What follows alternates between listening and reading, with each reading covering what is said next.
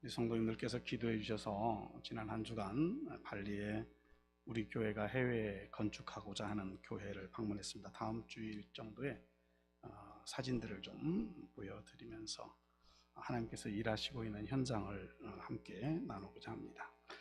오늘은 우리 교회가 지키는 추수감사주일입니다. 전통적으로 11월 셋째 주일을 지키는데 여러 가지 우리 농업 기술이 발달이 되고 그래서 이미 추수가 다 끝나는 그런 시점이기도 합니다. 추수감사주일을 지키는 이유는 뭘까요? 그것은 평소에 내가 얼마나 감사하며 사는 사람인가 자기를 점검해 보는 시간이에요. 우리가 IQ 그러면 지능 지수라고 이야기하죠. 연로한 세대들은 IQ에 대해서는 잘 압니다. 지능 지수. IQ가 높으면 똑똑하다 이런 이야기들 하죠. EQ라고 하는 것도 있어요. 이것은 감성 지수라고 얘기해요. 그래서 이런 어떤 지수를 이렇게 측정하는 것들이 있는데, 오늘 저는 이 본문을 보면서 우리의 감사의 지수를 높이자, 감사의 지수를 높이자라는 제목으로 함께 말씀을 나누고자 합니다. IQ가 높으면 똑똑하다, 감성 지수가 높으면 그 삶이 감성적인 면이 풍부하다, 이렇게 얘기를 하는 것처럼 감사의 지수를 높이면 하나님과 가까이 하는 삶이라는 사실이에요. 그러면 감사의 지수를 높이면 어떤 현상이 벌어지느냐? 하나님께서 영광을 받으시는 거예요. 하나님이 기뻐하시는 삶을 사는 거예요. 그래서 오늘 시편을 가서 보면 첫 번부터 여호와께 감사하라, 마지막 부분까지 감사하라. 136편 끝에도 가서 보면 하늘의 하나님께 감사하라, 감사하라, 감사하라, 계속적으로 반복적으로 나오고 있는 것을 볼 수가 있습니다. 한마디로 감사로 시작해서 감사로 끝난다라고 하는 거죠. 그래서 오늘 본문을 보면서 우리가 왜 감사해야 되고 무엇을 감사해야 하는지를 살펴보고자 하는데요. 먼저는 만유에 뛰어나신 하나님께 감사하라 그랬어요. 하나님께 감사하는 거예요. 감사할 대상이 누구인가를 알아야 돼요.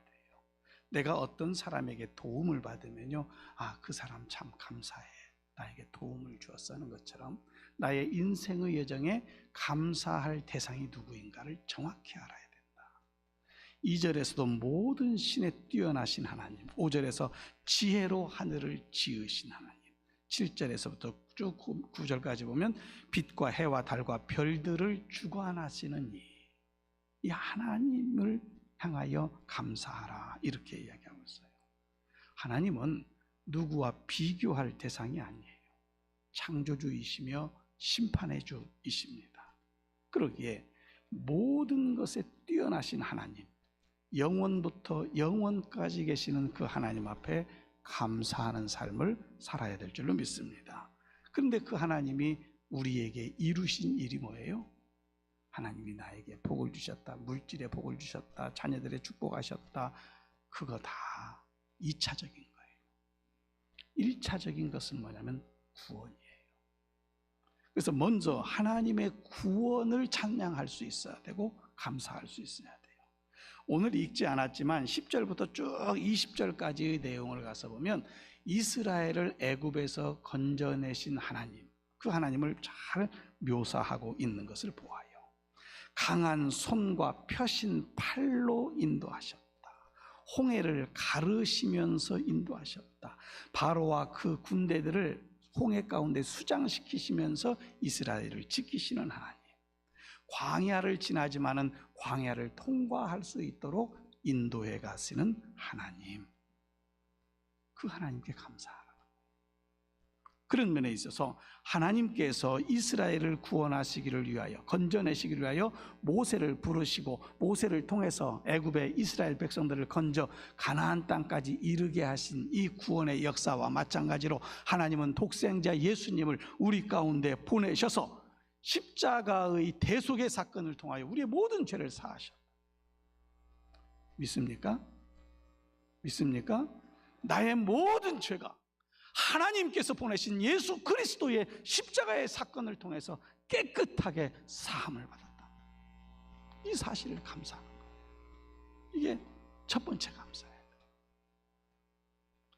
뿐만 아니라 우리의 삶의 기업과 식물을 주신 하나님께 감사하라는 거죠. 오늘 강단 장식을 위해서 성도들이 직접 재배한 그러한 것들도 있지만은 또 많은 부분에서는 우리가 직접 재배하지 않았어도 구입을 해서 이렇게 강단을 아름답게 꾸몄어요.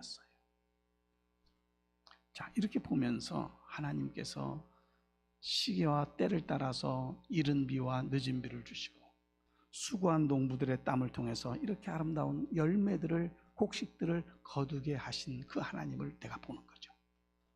멋있게 하려고 한 게 아니에요.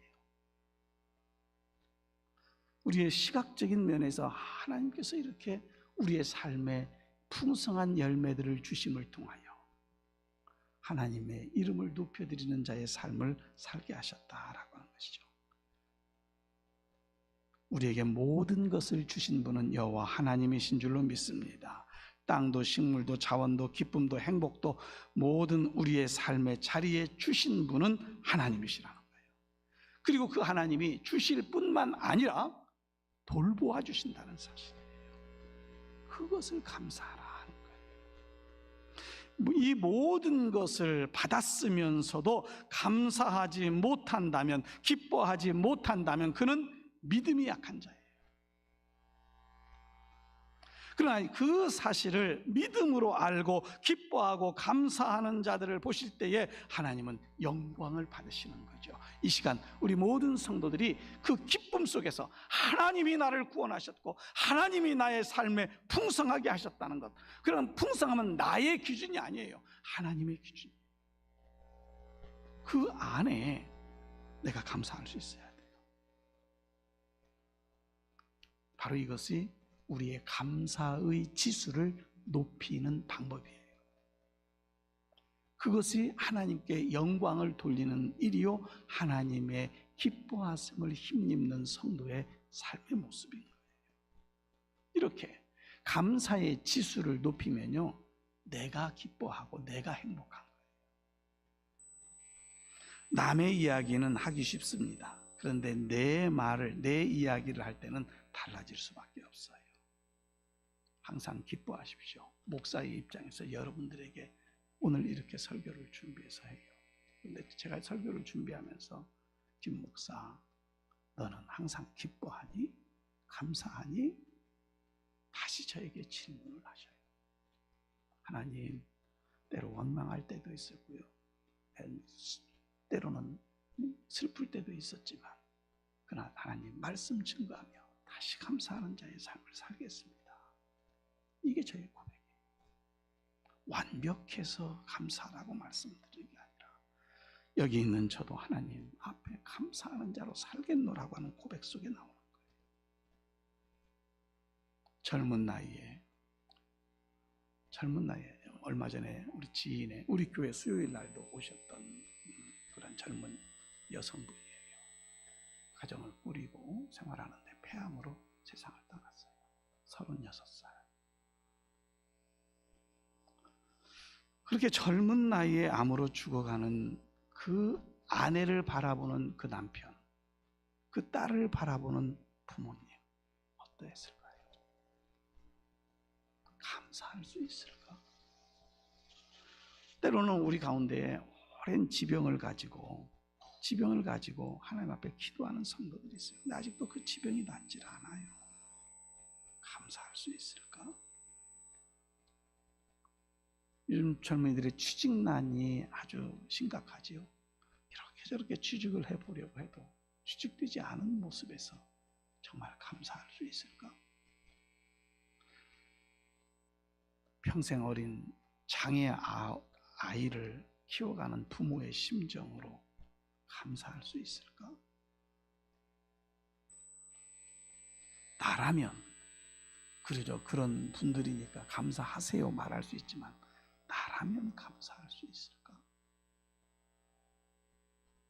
저희 큰아들이 군대에 갔다가 의병 제대를 했어요. 이유는 이 대장의 염증으로 가득 차 있는 거예요. 피를 매일같이 쏟아냈어요. 매일같이. 병원에서, 아니, 군대에서 치료할 수 없다고 해서 제대를 하고 병원에서 치료를 했어요. 거의 65kg, 70kg 나가던 아이가 32kg까지 빠졌어요. 제가 그 아이를 목욕을 시키는데 뼈와 가죽만 남아 있었어요. 울면서 병원에서 그 아이 목욕을 시켰어요. 그때 애비의 심정을 알 수 있겠더라고요. 의사 선생님이 그랬어요. 일주일만 지켜보고 그리고 대장 전체를 다 잘라냅시다. 일주일만 지켜보고 대장 전체를 잘라내지. 이게 무슨 말인 줄 아세요? 한쪽 옆에다가 이제는 주머니를 달고 살아야 된다는 얘기예요. 그런 나이가 이제 30살도 안 됐던 나이니까. 일주일 동안. 물론 그 전에서 기도, 하나님 대장을 절제하면 이 아이가 앞으로 평생에 이거 달고 살아야 되는데 어떻게 알아요? 그런데요, 감쪽같이 피가 멈췄어요. 그 일주일 안에. 피가 딱 멈추니까 의사 선생님이 이상 기후가 좋대요. 좀 더 치료합시다. 그리고 피가 멈추고 이제 점점 회복이 되어져요. 지금은요 70kg가 훨씬 넘어요. 너무 살쪄서 걱정이에요. 의사 선생님이 그랬어요. 이 아이는 60kg만 넘으면은 나은 거나 별반. 지금도 약은 계속 복용을 해야 돼요. 복용은 하지만은 생활하는 데 전 지장은 없어요. 그래서 60kg만 넘으면 나은 거나 상관없습니다. 70kg 이상이 넘어가니까 살찌지 않았으면 감사하겠습니다. 이렇게 되더라고요. 여러분, 애비의 심정. 32kg 떨어진 그 아이의 바라보는, 옷을 벗겨놓고 바라보니까 볼 수가 없었어요. 감사할 수 있을까? 그때 당시는 감사합니다라고 하는 말 대신에 하나님 대장 절제하지 않게 도와주세요. 그런데요, 피가 딱 멈추고 나니까 감사합니다. 저절로 나온대요. 그런 것 같아요. 이게 인간인 것 같아요. 정말로 피가 쏟아질 때에 감사합니다는 말은 정말로 안 나온대요. 그러나 우리가 살아가는 삶의 자리에서 여러분 각자의 삶의 자리도 말 못할 사정과 어려움과 아픔이 다 있을 거예요. 근데 우리는 그런 말을 해요. 지나고 나니 감사합니다. 지나고 나서라도 감사해야 되지 않을까요? 현실성 없는 먼 이야기가 아니라 정말로 현실성 있는 이야기. 에베소서 5장 20절에 가서 보면 범사에 우리 주 예수 그리스도의 이름으로 항상 아버지 하나님께 감사하며, 항상 아버지 하나님께 감사하며, 아무리 어려운 일을 만나도 믿음을 가지고 주님 앞에 기도하며 나아가게 될 때에 감사할 수 있게 되더라, 그 말이에요. 하나님이 하셨습니다라고 고백할 수 있어요. 일본의 미우라 아야코라고 하는 여성분, 평생을 병을 달고 살았어요. 폐결핵, 척추 카리에스. 저는 이 병이 무엇인지 모르겠어요. 척추 카리에스, 아마 이 척추에 문제가 있는 것 같아요. 습진, 파킨스병, 암까지 병원에서 살았어요. 그가 이런 시를 지었습니다. 띄워주실까요? 아프지 않으면 드리지 못할 기도가 있다. 아프지 않으면 듣지 못할 말씀이 있다. 아프지 않으면 접근하지 못할 성소가 있다. 아프지 않으면 우러러보지 못할 거룩한 얼굴이 있다. 아프지 않으면 나는 인간일 수 없다. 이 말을 거꾸로 한번 해보죠. 아프기 때문에 기도할 수 있고, 아프기 때문에 말씀 들을 수 있고, 아프기 때문에 주의 성전을 찾을 수 있고, 아프기 때문에 주의 거룩한 얼굴을 볼 수 있다는 얘기죠. 그게 나인가? 모든 사람. 그래서 이 사람이 병원에 있으면서 자기는 불평하지 않겠다. 그렇게 딱 결단을 하고, 아프지만은 나로 저 사람이 기뻐할 수 있으면 좋겠다. 간호사가 오면 활짝 웃어요. 어려움 가운데 있는 사람들을 돌아다니면서 그를 위로하고 소망을 줘요. 어제 다니엘 기도회에서 간증했던 그 병원 원장님도 의대 본과 3학년 때에 이제는 죽어야 되는 장애 문제가 생긴 그와 같은 상황 속에서 치료함을 받고 하나님의 영광 위에서 살아가는 그 모습을 간증을 했어요. 이 미우라 아야코도 병원에서 그렇게 살았던 거죠. 많은 병을 가지고 있음에도 불구하고 하나님 앞에서 자기가 복음을 전하고 예수를 드러낼 수 있는 것을 감사하며 살았다는 거죠. 여러분 삶에 무엇이 부족한가요? 여러분 삶에 연약한 부분이 있나요? 그러기에 주님을 만날 수 있는 기회는 아닐까요? 사랑하는 성도 여러분, 원망하고 불평하는 것은 불행한 삶이에요. 부족함 가운데도 감사하며 살아갈 때 거기에 행복이 있는 줄로 믿습니다. 세상의 행복이 아니라 하나님께서 주시는 행복. 범사에 감사함으로 이 행복한 삶을 이루어가는 큰 복이 여러분들의 가운데 넘쳐나기를 주님의 이름으로 축복합니다. 그러면 이런 감사의 지수를 높이려고 하면 지수를 높이는 방법을 구체적으로 알아야 되겠죠. 군대에 가면요, 처음 딱 들어가면요, 총을 줘요. 근데 다 빈총이에요. 그냥 빈총 주는 거예요. 그냥 군인이니까 들고 다니는 거지만 그걸로 총 쏠 수가 없어요. 7탄도 안 주니까.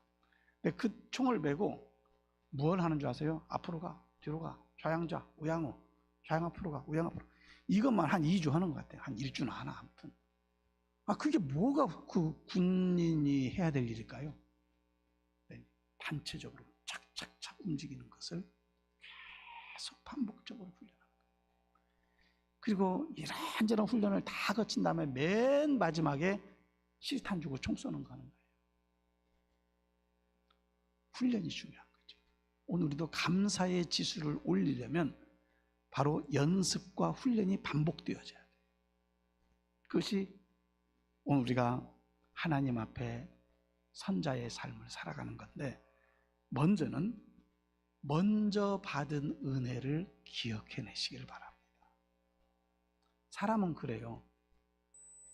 어려운 것들, 지금 힘든 것들은 오래 기억을 해요. 그런데 하나님께서 주신 은혜 안에서 문제가 해결된 것은요, 쉽게 잊어버려요.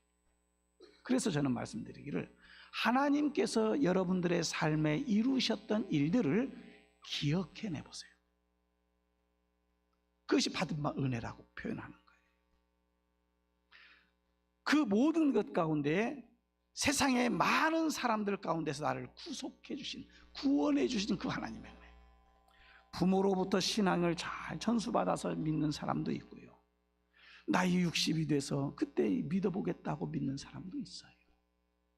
그러나 언제 믿었느냐가 중요한 게 아니고요, 지금 내가 예수 십자가의 그 구속의 은혜 안에 내 모든 죄가 사함받았다는 사실을 깨닫고 그 예수님과 동행하여 살아간다라고 하는 이 사실, 이 구원의 기쁨이 여러분들에게 이미 받은 하나님의 은혜인 줄 믿으시길 바랍니다.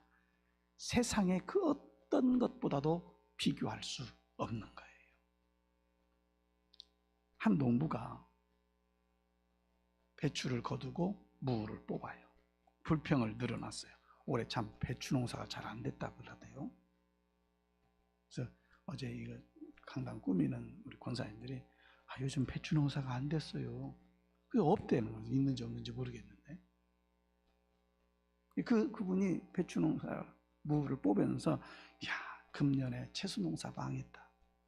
이거 종잣값이나 제대로 거둘지 모르겠다. 하늘도 무심하시지. 어떻게 김장하라고 이러나. 막 불평불명하면서 그냥 뽑았어요. 그러자 곁에 있던 친구가 물었어요. 지난 여름에 감자 거뒀지? 어땠어? 그때 감자 농사 망했나? 그때 아닌데. 아, 그래? 조금 전에 그 벼농사 추수도 했잖아. 어땠어? 괜찮았는데. 옥수수는 괜찮았어. 그럼 잘 됐네. 잘 된 거 아니야? 사람들은요, 감사할 것보다 지금 불평하고 불만한 것들을 먼저 생각하더라, 그 말이에요. 너무나 많은 사람이 감사한 여러 가지 일들, 형통하는 일들에는 별로 관심이 없어요. 한두 가지 안 되는 것 가지고 불평, 불만을 늘어놓아요. 오늘 우리는 그런 사람 하나도 없기를 주님의 이름으로 축원합니다. 한 가지 조금 안 돼도 나에게 주신 은혜가 큽니다 하는 이 고백을 가져야 되겠죠. 자, 이렇게 지나간 일들, 지나간 것 가운데 하나님의 역사하심, 하나님의 은혜를 헤아릴 뿐만 아니라 지금 찬송과 기도로 성령의 충만함을 힘입고 살아가는 거예요. 에베소서 5장 18절 19절에 가서 술 취하지 말라. 이는 방탕한 것은 오직 성령의 충만함을 받아라. 시와 찬송과 신령한 노래들로 서로 화답하며 너희의 마음으로 주께 노래하며 찬송하며 그랬어요. 시와 찬송, 신령한 노래들로 서로 화답하고. 이 에베소라고 하는 도시의 특징은요, 한마디로 환락의 도시예요. 방탕과 향락의 도시였다, 이렇게 말할 수 있어요. 방탕과 향락에는 빠질 수 없는 게 있어요. 술입니다. 항상 함께 가는 거예요. 이 에베소 교회가 있었던 이 에베소 지역도 마찬가지였어요. 술을 많이 마시는 도시로 유명했대요. 그리고 술 취해서 비틀거리며 돌아가는 것을 자랑으로 삼았대요. 그리고 그 에베소라고 하는 동네는 많은 사람들이 모이는 장소여가지고 각자 신전들을 다 세워놨어요. 태양을 섬기는 신, 달을 섬기는 신, 이런 식으로 각자 신들을 다, 신전들이 있어요. 술 취해가지고 신전에 들어가가지고 거기서 춤을 추었다고 그래요. 감사함은 없는 방탕의 모습을 가지고 사는 거예요. 그러나 하나님 앞에 기도하고 찬송하는 성도에게는 성령의 은혜가 있는 줄로 믿습니다. 술 취하지 말라. 이는 방탕한 것이니 오직 성령의 충만함을 받으라 그랬어요. 성령 충만함 받기를 사모하시기를 바랍니다. 성령께서 하나님의 은혜가 얼마나 광대하신지를 우리로 깨닫게 해주시고 주님의 뜻이 무엇인지 알게 하셔서 감사로 충만하도록 우리의 삶을 이끌어 가시는 거예요. 이것이 우리의 감사의 지수를 높여가는 방법이에요. 그리고 온유함과 겸손함으로 피차 복종하는 거예요. 에베소서 5장 21절에서 그리스도를 경외함으로 피차 복종하라 그랬어요. 이 말씀의 뜻은 주님을 경외하는 사람들이라고 한다면 서로 복종하라는 거예요. 성도가 교만한 마음을 품게 되어지면 다툼이 일어나요. 다툼이 있는 곳에는요, 평화가 없어요. 평안이 없어요. 기쁨이 없어요. 성공을 만드는 소중한 사람이라는 책을 쓴 지그 지글러라고 하는 사람이 있어요. 기업 경영에 대한 강연을 하는 아주 훌륭한 크리스찬이었어요. 그 강연을 하고 돌아다니는데 어느 날 한 젊은 여성이 찾아왔어요. 지글러에게 내 회사가 너무나 못 살게 군다. 대우도 별로 안 좋고 괴롭히는 상사가 있고 동료들도 서로 물고 찢고 하고 그래서 회사가 별로 안 좋다. 이 이야기를 듣고 있었던 지글러가 이렇게 말했어요. 내가 들어보니 아가씨는 앞으로 환경이 더 나빠질 것 같다고. 큰 일이 앞에 닥칠 것 같다고 이렇게 얘기했어요. 뭔가 동정을 바랬던 이 아가씨가 깜짝 놀랐어요. 그러면서 아가씨에게 다시 지글러가 얘기했어요. 아가씨는 직장 동료들을 싫어하고 있죠? 이것이 문제입니다. 아가씨가 직장을 싫어한다면 직장도 아가씨를 싫어할 것이고 아가씨의 동료를 아가씨가 싫어한다면 동료들도 아가씨를 싫어할 것입니다. 아가씨의 삶이 바뀌려고 하면 직장을 좋아하고 동료를 좋아하는 것을 배워야 합니다 라고 얘기했어요. 그러니까 아가씨가 뭐라고 말했냐면, 좋은 것은 하나도 없는데 어떻게 좋아할 수 있습니까? 그랬어요. 하나도 좋은 게 없다. 그리고 그 말을 들었던 지글러가 백지 한 장을 줬어요. 한 장을 주면서 아주 작은 것이라도 좋으니까 좋은 거 한 가지만 써보세요 그랬어요. 한참 생각을 하다가 좋은 거 한 가지 있는데 우리 직장이 우리 집에서 너무 가까워서 좋다 그랬어요. 집에서 너무 가까우니까 좋대요. 그러더니 한 가지씩을 계속 적어놨는데 한 20가지를 적었다는 거예요.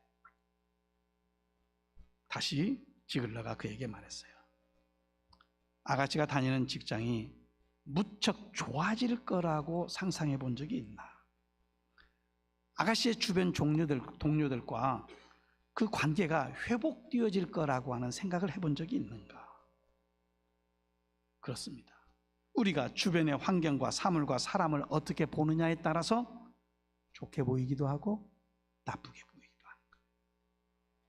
사랑하는 성도 여러분, 오늘 추수감사주일 예배를 드리면서 여러분들의 눈에 하나님의 이끄심 가운데 항상 좋은 것만 보여지고 좋은 것만 감사할 수 있는 성도들이 되기를 축복합니다. 온유하고 겸손한 마음을 품게 되어지면 그렇게 되어질 수 있어요. 이것이 감사의 지수를 높이는 방법이더라 하는 거예요.